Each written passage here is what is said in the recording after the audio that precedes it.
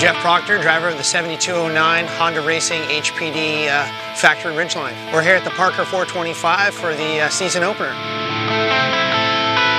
You know, going into this race, you want to start off the season on the right foot, and we made a lot of good preparations in the off-season, have a solid team behind us, and really looking forward to battling on race day.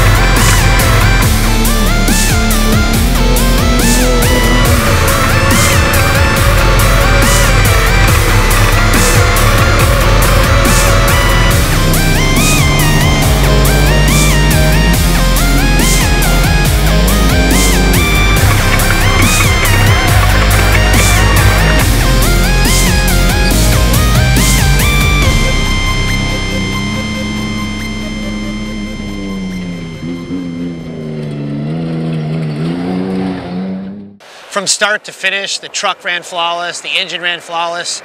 I didn't have a single flat. The general tires were hooking up all day.